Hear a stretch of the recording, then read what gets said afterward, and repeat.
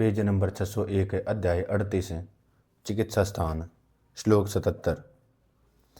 वायु के कुपित होने पर बद्रव्य आदि व्याधि वातगन औषधियों के क्वाथ में सिंधव निशोत कांजी मिलाकर सुहाती हुई गर्म बस्तियों में देनी चाहिए।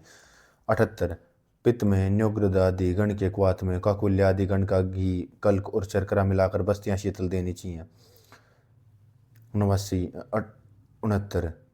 कफ के कुपित होने पर आरगवद आदि गुण के क्वाथ में पिपल्य आदि प्रक्षेप देकर मधु और गोमूत्र मिलाकर सुहाती गर्म बस्तियां देनी चाहिए। 80। रक्त में न्योग्रद आदि वृक्षों के क्वाथ में शर्करा ईख रस दूध घी मिलाकर दी गई अति शीतल बस्तियां उत्तम है। 81। शोधन बस्तियां। वमन विरेचन में कहे शोधन द्रव्यों के क्वाथ इन्हीं द्रव्यों का कल्क स्नेह सिंधु मिलाकर मंथन दंड में मत कर बनाई बस्तियां शोधन बस्तियां हैं। श्लोक 72। त्रिफला का क्वाथ गोमूत्र मधुसार इनके साथ उष्कादि गण का प्रक्षेप देकर बनाई बस्तियां लेखन कही जाती हैं। श्लोक 83। विदारी गंध ब्रहण द्रव्यों के क्वाथ में काकुल्य आदि का प्रक्षेप देकर मांस रस घी मिलाकर बनाई गई बस्तियां ब्रहण है। चिड़ियों के अंडों उच्चटा श्वेत गेहूंची का क्वाथ इसमें दूध घी शर्करा और कोंच के फल कल्क मिलाकर बनाई कर बस्तियां वाजिकर कही हैं। श्लोक 84, 85, 86। पिच्छा बस्ती बेर नागबला लसूड़ा सिंबल दामन इनके कोमल पत्ते 3-3 पल लेकर 24 पल दूध में चागुना जल मिलाकर दूध मात्र शेष रखे इसमें रुधिर बस्ती मिलाकर दे। यह पिछल बस्ती। इस पिछल बस्तियों में सुअर भैंस मेढा बिल्ली हिरण मुर्गा अथवा बकरा इनको तुरंत अथवा ताजा रक्त पिछल बस्तियों में मिलाना चाहिए।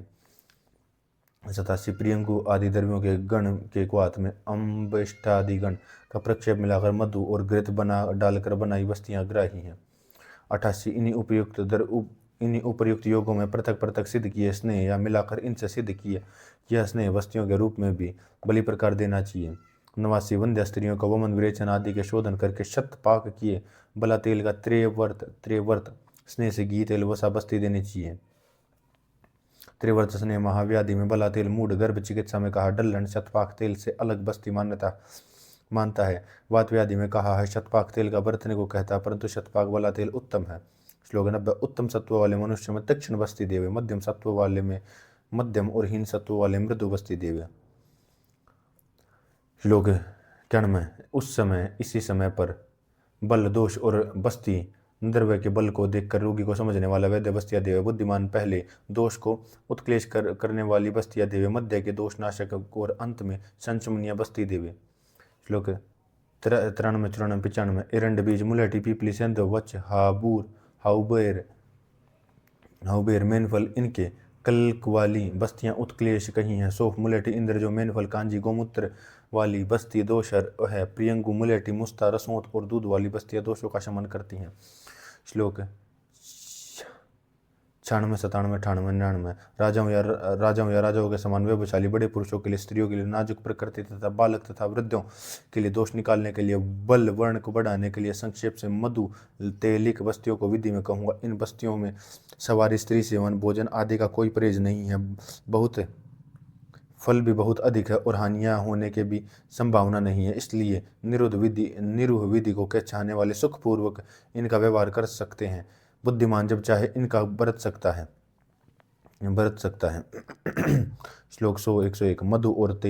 मधु और तेल परस्पर समान प्रसत 2 क्रश एरंड मूल का क्वाथ भी 4 प्रस्त और 2 क्रश सोफा आधा पल संध्व 1 क्रश मैन फल 1 संख्या में यह 9 प्रसत बनाकर मंथन दंड में मत कर सुहाती गर्म बस्ती दे देवे। इसका नाम मधु तेलिक है।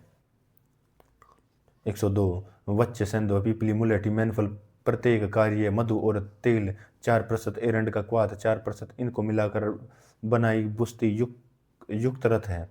जब चाहे दे सकते हैं। यह रथ को तैयार जुड़ा होने पर दी जाती है। श्लोक 103। देवदारू त्रिफला रसना सोफ वंच मधु हींग सिंधव से मिलाई गई बनाई गई बस्ती दोषर है। श्लोक 104। व्रत पंचमूल के कषाय में तेल पीपली मधु सोफ सिंधव मिलाकर बस्ती देवे। 105। जो बेर कुल्ती का क्वाथ मधु पीपली सिंधव मुलेठी इनसे बनी बस्ती सिद्ध है। श्लोक 106, 7, 8, 9, 10, 11।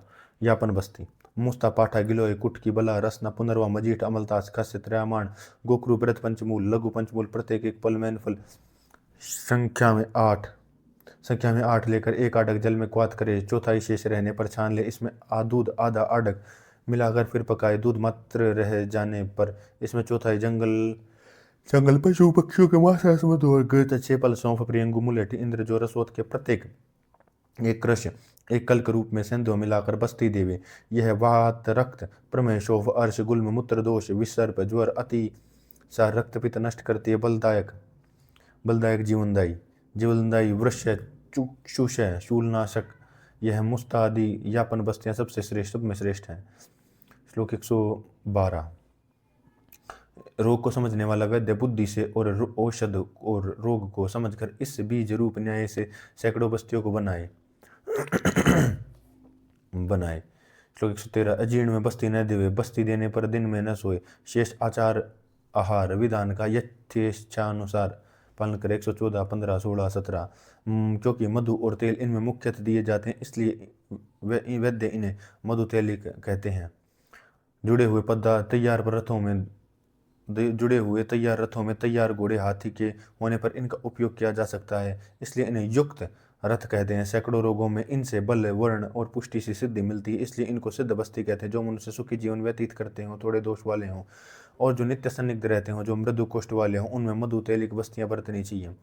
क्योंकि 117। सिद्ध बस्तियों के कोमल होने में, इसमें पादहीन होने में तथा वमनादि संपूर्ण विधि का सेवन न करने से और केवल एक ही बस्ती दिए जाने के कारण सिद्ध बस्तियों में किसी प्रकार का परहेज नहीं रहता। श्लोक अध्याय 39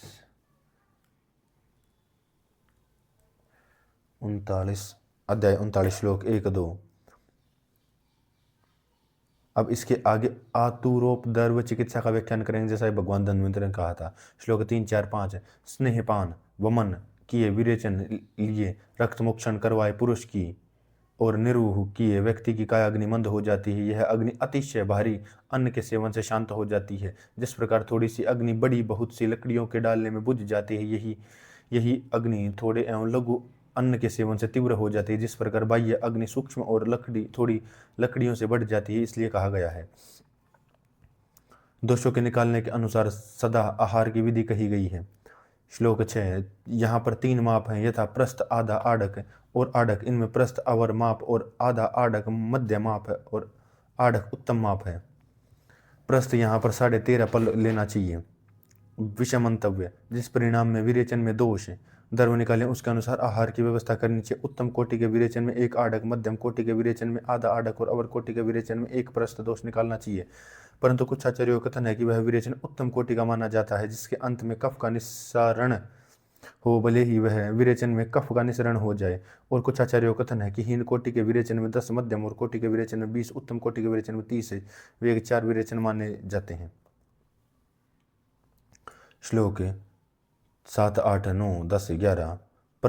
प्रस्थ विरेचन में थोड़े से चावलों से बनाई अष्टांग तंडुल यवागु देनी चाहिए। यह यवागु पेय 1 बार देनी चाहिए। और आधे आडक विरेचन में यवागु 2 बार देनी चाहिए। 1 आडक विरेचन में सिद्ध यवागु 3 बार 3 समय में देनी चाहिए। अभ्यास किए रोज के भोजन से चौथाई भाग से बनाई विलेपी देवे। यह विलेपी अच्छी प्रकार गलाई कणियों वाली एवं चावल रहित होनी चाहिए। इसके उपरांत बिना स्नेह और लवण के स्वच्छ पतले और मूंग के यूष साथ अच्छी प्रकार गलाया हुआ भात प्रतिदिन के भोजन की आधी मात्रा में देवें। इसके आगे कृत संजक यूष स्नेह नमक आदि से बद्ध वगैरह संस्कृत जो कि मन को प्रिय व इंद्रियों को जागृत करने वाला हो, उस यूष के साथ नरम भात प्रतिदिन के भोजन तथा 3/4 3/4 भाग रोगी को दे। इसके बाद चतुर्वैद्य रोगी को भोजन बटेर हिरण चित्रित हिरण आदि के भली प्रकार संस्कृत रवांस रस के साथ खाने को दे।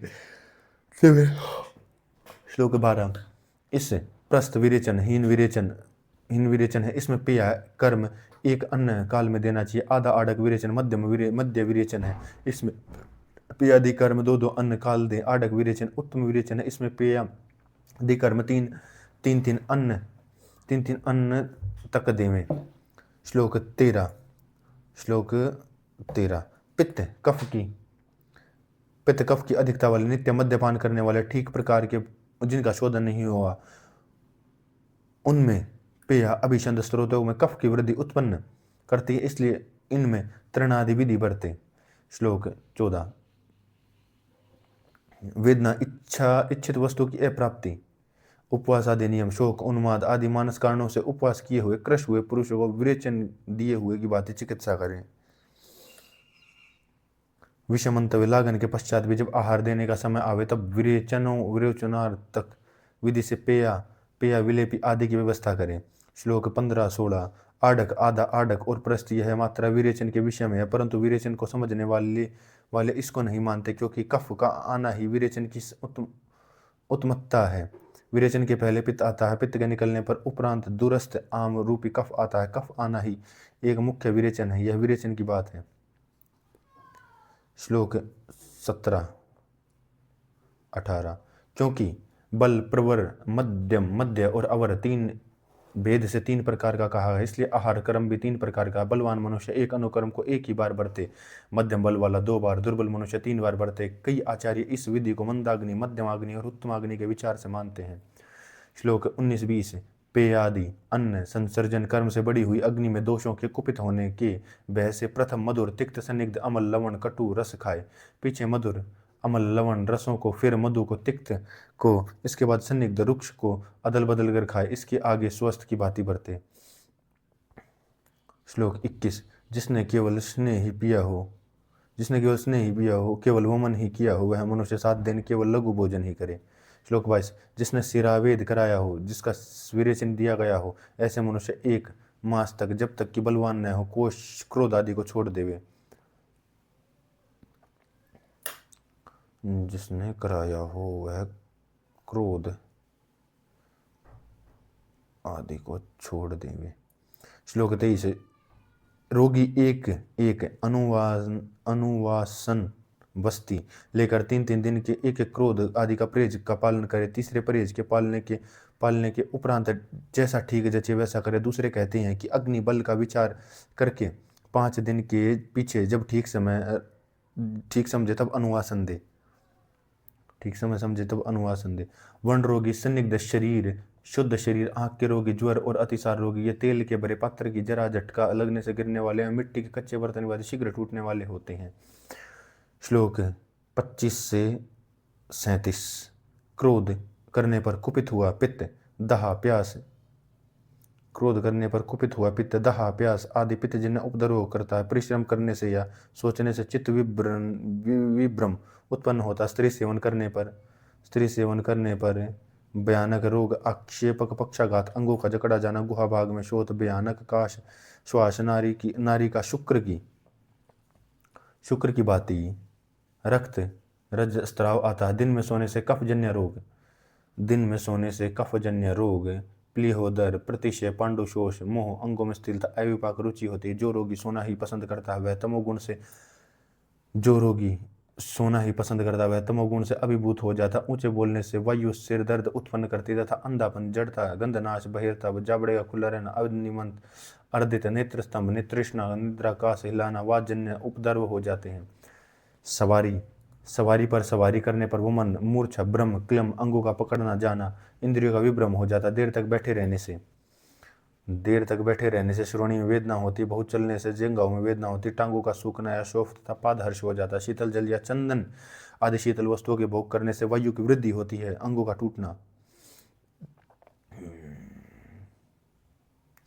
टूटना, विष्टम्भ, शूल, अद्यमान, कंपन, वायु और धूप के सेवन से विवर्णता, ज्वर भी हो जाता है। विरुद्ध एवं अध्यशन से मृत्यु भयानक रोग होता है। असात्म्य भोजन से बल और वर्ण नष्ट हो जाते हैं। जो असंयमी मनुष्य पशु की भांति प्रमाण से अधिक खाते हैं, वे रोग समूह में अजीर्ण होकर शिकार बनते हैं। श्लोक 38। बुद्धिमान वैद्य रोगी के आरोग्य के लिए व्यापत्तियों को समझाकर इन व्यापत्तियों में विपरीत हेतु से प्रयत्न करे। श्लोक 39। वमन विरेचन किए रोगी हिरण, एण, बटेर, खरगोश, मोर, तीतर, साठे, पुराने चावल, मूंग और लघु भक्ष्य का सेवन करें। श्लोक 40।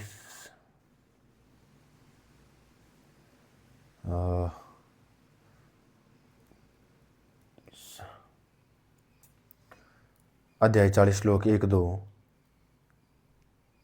अब इसके आगे धूमनस्य कवल ग्रह चिकित्सा का व्याख्यान करते, जैसा कि भगवान धन्वंतरी ने कहा था। विषमंत धूम नस्य कवल ग्रहण सेवन क्रिया जो चिकित्सा की जाती उसका वर्णन इस अध्याय में किया गया है। धूम पांच प्रकार का है। धूम 5 प्रकार का है। प्रायोगिक, स्नेहिक, वेरचनिक, कसादन, वमनीय। विषमंत प्रायोगिक धूम जो प्रतिदिन स्वास्थ्य के लिए पिया जाता स्वस्थ व्रत भगवान पुनर्वसु ने कहा है।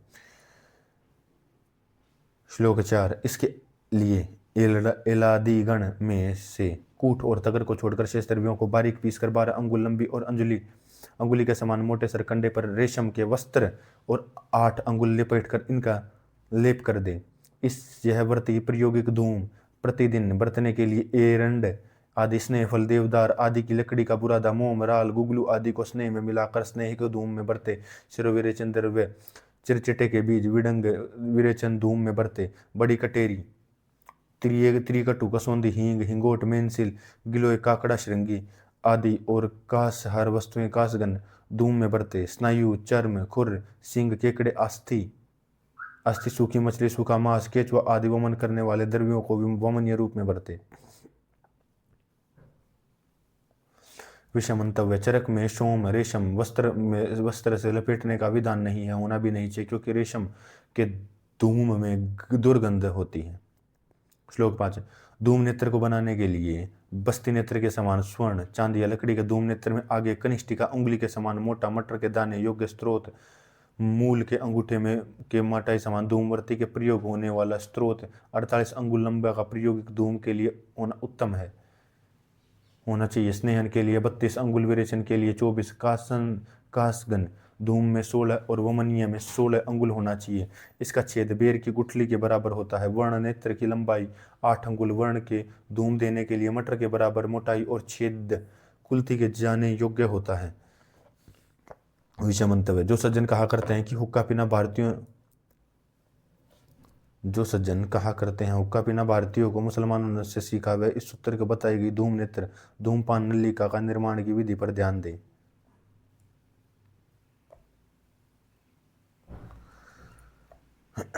श्लोक 6, 7, 8, 9 सुखपूर्वक बैठकर प्रसन्नचित्त कमर को सीधा रखकर नीचे देखते हुए बिना आलस्य के स्नेह से भिगोई हुई अग्नि से प्रदीप्त धूमवर्ती को नेत्र स्रोत में लगाकर धूम पिए। पहले धूम को मुख से पिए फिर नासिकाओं से पिए। मुख से पिया धूम को नासा से पिए धूम को मुख से निकाले। मुख से धूम को पीकर नासिका से कभी न निकाले, क्योंकि नासा से निकलने पर दृष्टि की हानि होती है। विशेषकर प्रायोगिक धूम को नासिका से लेवे। स्नेहिक धूम को मुख और नासा में से विरोचनिक और नासा से कासगन और वमनीय धूम को मुख की ओर से लेवे। प्रायोगिक धूम को नासा से पीने का विधान विचारणीय है। श्लोक 10 प्रायोगिक धूम में वर्ती और शकरकंडे में से निकालकर वायु रहित एवं छाया में सुखाकर अंगारों से जलाकर नेत्र मूल स्त्रोत में रखकर धूम पी, ऐसा रोगी को कहे। स्नेहन और विरेचनिक धूम भी ऐसा ही करे। कासागन और वमनीय धूम में वर्ती के जल जाने पर धूम रहित अंगारों में धरकर वर्ती को दृढ़ एवं बली प्रकार धरे। शराब चिल्म में रख देवे। शराब और चिल्म में रख देवे।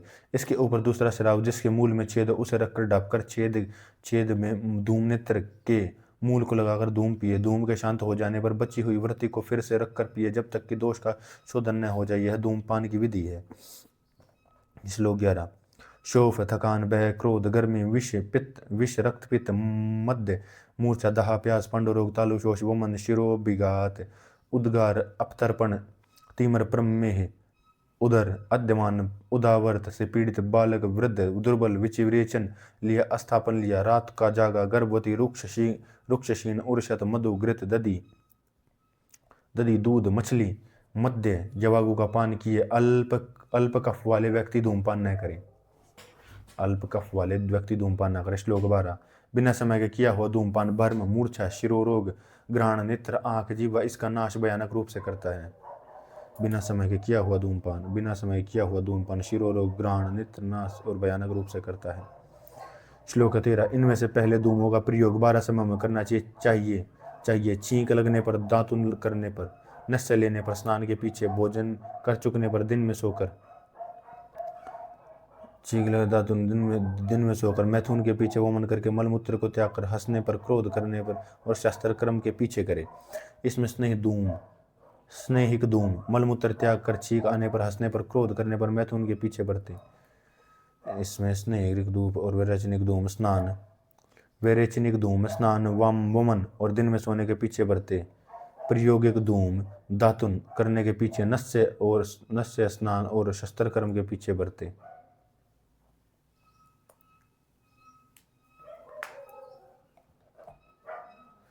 श्लोक स्नेहिक धूम स्नेह एवं उपलेक्ष कफ वृद्धि से वायु का शमन करता है। विरेचनिक धूम रुक्ष, तीक्ष्ण, उष्ण एवं विशद होने के कारण कफ को उत्क्लेशित करके बाहर निकालता है। प्रयोगिक धूम स्नेहिक और विरेचनिक धूम के समान होने से कफ को उत्क्लेशित करता है। उत्क्लेशित कफ को बाहर निकालता है एवं वायु को शांत करता है। श्लोक 16 धूम के सेवन से मनुष्य की इंद्रियां और मन निर्मल बन जाता है। दांत, केश, दाढ़ी, मूछ दृढ़ होते, मुख सुगंधित और विशद साफ हो जाता है। इस प्रकार से काश, श्वास, अरोचक, मुख की दुर्गंधता, स्वर भेद, मुख का स्त्राव, छींक आना, वमन, कृत्य, कराटे वरना, अचानक श्वास का रुकना, थूक आना, तंद्रा, निद्रा, हनुस्तंभ, मान्यस्तंभ, पीने से शिरोरोग, कर्णशूल, अक्षिशूल, वात, कफजन्य, मुख रोग इसको नहीं होते। श्लोक 17 धूमपान के योग, अयोग और अतियोग जानने चाहिए। इसमें सम्यक योग रोग की शांति होना, अयोग रोग का शांत न होना, तालु गले में शुष्कता, जलन, प्यास, मूर्छा, ब्रह्म, मद, कानों में शब्द, दृष्टि रोग, नासा रोग, दुर्बलता आदि को धूम का अतियोग उत्पन्न करते हैं। श्लोक 18 प्रयोगिक धूम में तीन घूंट खींचे अथवा मुख और नासिका में 3-4 घूंट ले। स्नेहिक धूम को अश्रु आने तक पिए। विरेचनिक धूम को दोष निकालने तक पिए। एवं तिलतंडूल की यवागु से पिलाए। वमनीय धूम को पिलाए कासगन ग्रासों के बीच में। श्लोक 20 शराब संपुट के से नेत्र द्वार पहुंचाए हुए वर्ण धूम में देवे। वर्ण पर धूम देने से वेदना की शांति, निर्मलता और स्त्राव बंद होता है। धूम की यह विधि संक्षेप से मैंने कह दी है। इसके आगे नस्य की विधि संपूर्ण रूप से कहूंगा। औषध को या औषधि से सिद्ध स्नेह को नासिकाओं से दिया जाने के कारण नस्य कहा जाता है। यह नस्य 2 प्रकार, शिरोविरेचन और स्नेहन। यह 2 प्रकार का नस्य भी 5 प्रकार का है। यह नस्य यथा नस्य, शिरोविरेचन, प्रतिमर्श, अवपीड, प्रदमन। इनमें नस्य और शिरोविरेचन मुख्य है। नस्य का ही भेद प्रतिमर्श है, शिरोविरेचन के भेद अवपीड और प्रदमन है। नस्य शब्द इन 5 के लिए प्रयुक्त होता है। श्लोक 22 इनमें जो स्नेहन शून्य, सिर वाली, खाली सिर की प्रतीति से स्नेह के लिए, ग्रीवा और स्कंद में बल लाने के लिए अथवा दृष्टि की निर्मलता के लिए दिया जाता, उस स्नेह में खासकर नस्य शब्द बरता जाता है। यह नस्य स्नेह वात से पीड़ित सिर में, दांत, केश, शुरू से के गिरने से भयानक, कर्णशूल में, कर्ण अक्षेवड में, तिमर, स्वर भेद, स्वर बैठना, नासा रोग, मुख शोष, अवबाहुक समय में झुर्रियों का या बाल का श्वेत हो जाने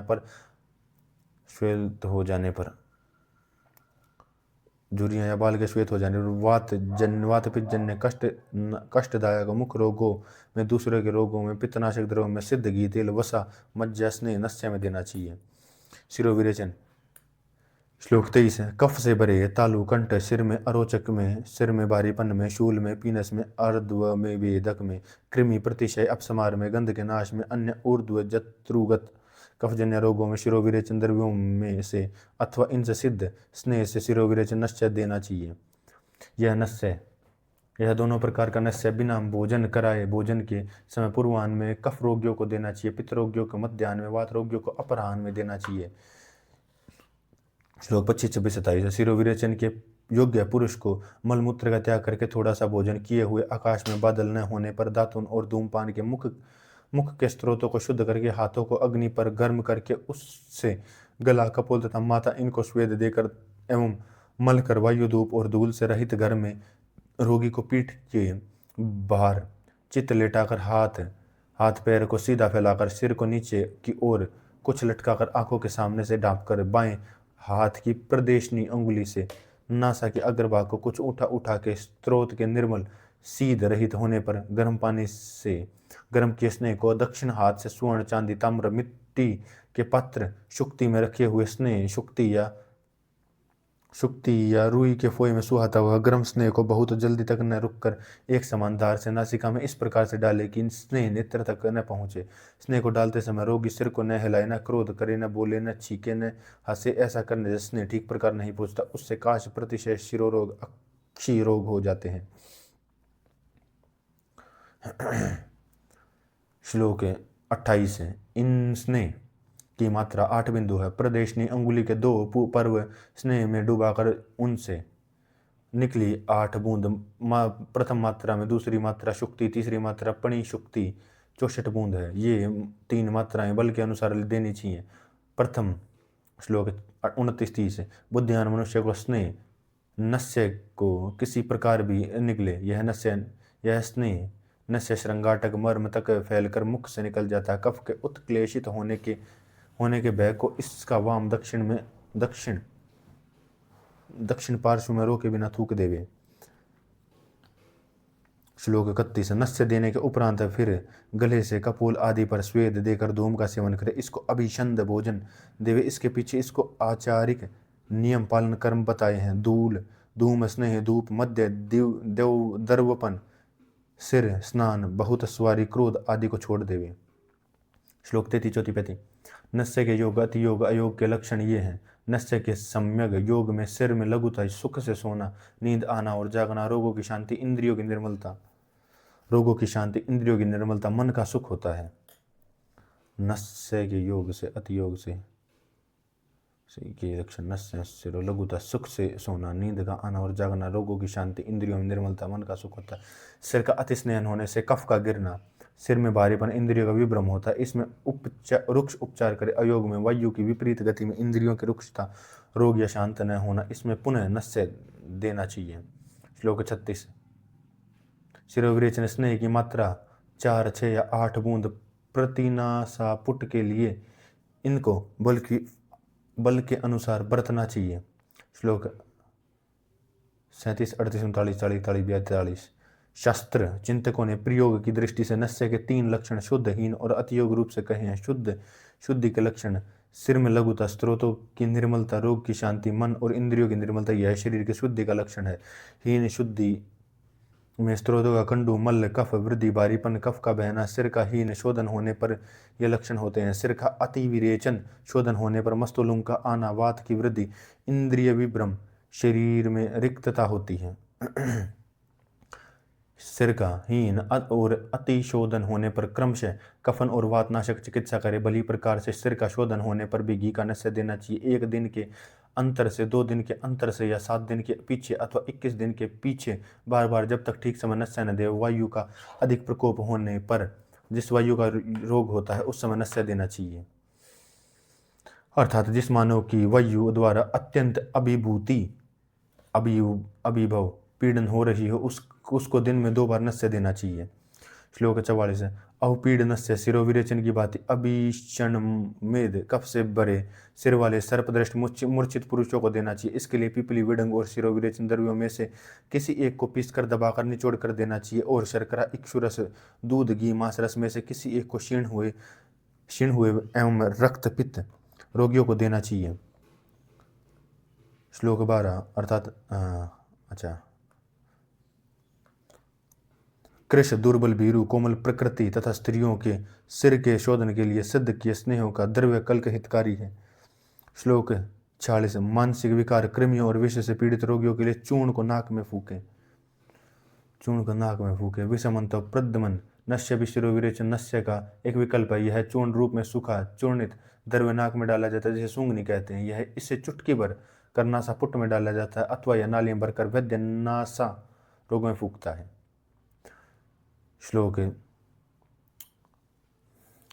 47। नस्य के लिए अयोग्य भोजन करके अपतर्पण, क्रिया, लंघन आदि अतिशय गर्भवती, स्नेह, मद्यपान पिए, अजीर्ण रोगी, बस्ती या क्रुद्ध, घर से पीड़ित, प्यास से पीड़ित, शोक से पीड़ित, थका हुआ बालक, वृद्ध, मलमूत्र के रोग रोके हुए, सिर समेत। स्नान की इच्छा वाले व्यक्ति बादल आने पर या ठीक ऋतु न होने पर नस्य और धूम छोड़ देवे। श्लोक 48। इनमें हीन मात्रा में, अति मात्रा में, अति शीत, अति उष्ण सहसा देने से, सिर को बहुत नीचा करके देने पर, छींक लेते हुए, हिलते हुए, खाते हुए, निषेध की अवस्थाओं में स्नेह देने पर हानियां होती हैं। ये हानियां दोषजन्य, तृष्णा, उद्गार आदि और क्षयजन्य है।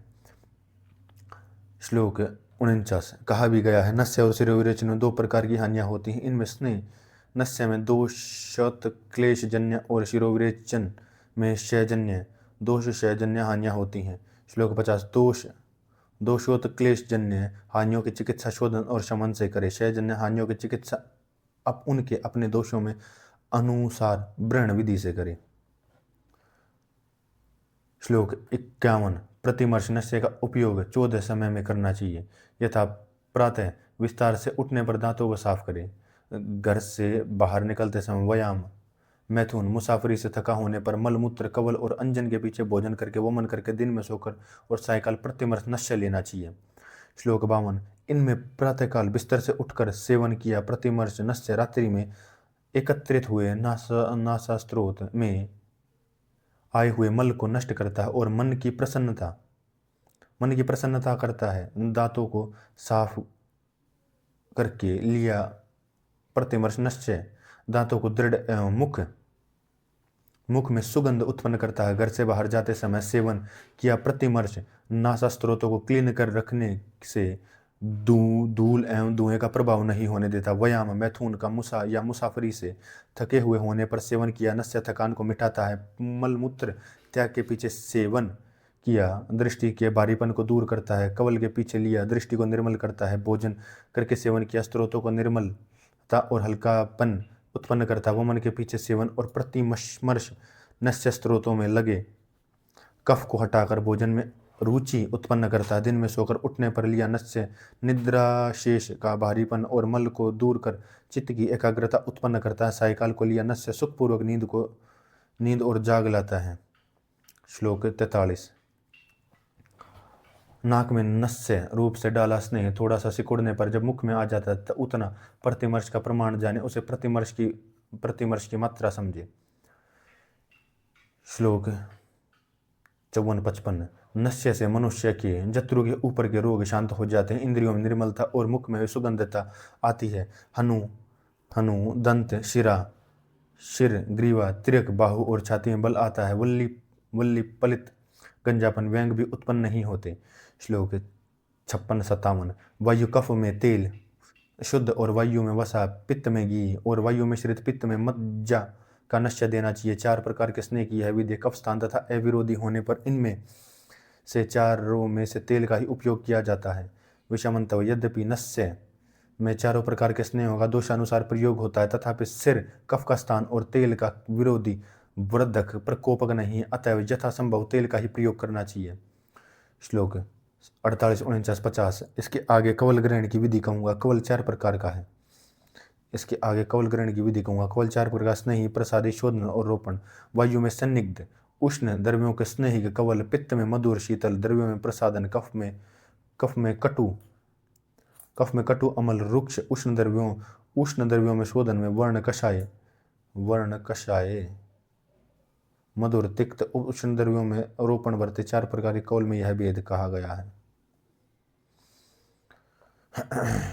विषमंतव्य रोपण वर्ण उपकर्मों में कवल धारण भी एक उपकर्म है, परंतु यह मुख के वर्णों में ही प्रयुक्त होता है। मुख के वर्णों के लिए देखिए मुख रोग निदान। श्लोक 61। इसमें त्रिकट, वच्च, सरसों, हरड़, इनका कल्क, तिल, तेल, शुक्त, सूरा, गोमूत्र, क्षार, मधु इनमें से किसी एक में घोलकर थोड़ा सा नमक मिलाए, गला, कपोल, ललाट भाग पर गर्म किए हाथों से सेक करके इनको मलकर कवल को मुख में धारण करें। जो मात्रा मुख में सुखपूर्वक एक तरफ से दूसरी तरफ घुमाई जा सके वह कवल कहा जाता है। जो मात्रा एक तरफ से दूसरी तरफ कवल कहला जा सकता है। जो मात्रा मुख में फेरी न जा सके वह गंडूश, जो मात्रा मुख में फेरी न जा सके उसे गंडूश कहते हैं। ओके, ये गंडूश और कवल मुख में एकाग्रमन से शरीर को सीधा रखकर तब धारण करने चाहिए जब तक कि गले दोष से न बढ़ जाए, नासा से आंखों से पानी ना आ जाए, फिर छोड़कर दूसरा कवल धारण करना चाहिए। ओके, धारण करना चाहिए। इस प्रकार स्नेह दूध मधु रस मूत्र अमल कांजी से पूर्ण कषायों गर्म पानी से कवल दोष को विचार बरतना चाहिए। श्लोक 64 65 66 है। रोग का घटना प्रसन्नता निर्मलता मुख में हल्कापन इंद्रियों की निर्मलता होने से कवल में शुद्धि के लक्षण से हीन योग में जड़ता कफ या उत्क्लेश रस ज्ञान की अप्रतीति होती है। अति योग में मुख में पाक शोष प्यास अरुचि क्लिम होता है। प्राय करके शोधनीय कवलों में ये लक्षण होते हैं। श्लोक 69 67 68। तिल नीला कमल घी शर्करा दूध और मधु इनका कवल जले हुए मुख के दाह को नष्ट करता है। कवल की यह विधि संक्षेप से कह दी गई है। विषमंत चूना आदि क्षार द्वारा मुख की श्लेष्मिक कला में शत हो जाते हैं, उसकी यही चिकित्सा है। श्लोक 69। औषध का बुद्धिपूर्वक विभाग करके कल्क रस क्रिया श्रोद्र मधु और चूर्ण वस्त्र में छानकर इन चारों रूप में प्रतिसारण करे। दोष के अनुसार औषध को इनमें से किसी एक रूप में अंगुली के अग्रभाग में से मुख रोगियों में घिसे। प्रतिसार विषमंत प्रतिसारण मंजन एवं द्रव्य जो मुख में लगाया जाता। भगवान सुश्रुत ने प्रतिसारण 4 प्रकार का माना है, परंतु श्री वाग्भट तथा शंकराचार्य ने 3 ही प्रकार का माना है। श्लोक 70 71। प्रतिसारण के हीन योग और अति योग को कवल की भांति समझना चाहिए। जिन रोगों को कवल अच्छा करता है, प्रतिसारण भी उनको अच्छा करता है। रोगी को दोषनाशक और अन्नभिसंधि भोजन खाने को देवे। इति चिकित्सास्थान समाप्त।